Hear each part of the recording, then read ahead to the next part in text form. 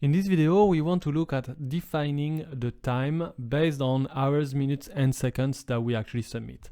So we're going to use one variable called myTime, which is going to be equal to a date. A format here is a date.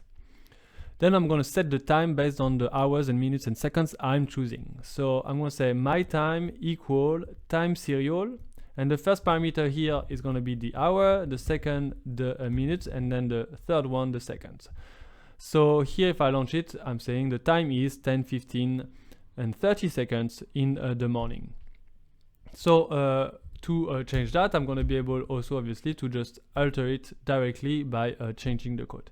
Now, of course, to add a bit more dynamic to it, what I could also do is potentially just say, oh, I want to set up the hour based on the current hour that we have here now. So I'm going to say I want the hour right now, and I'm going to replace this 11 by the variable name itself. And so when I'm going to launch it, then automatically it's going to add the 11 here because it's 11:51 right now when I'm shooting this video.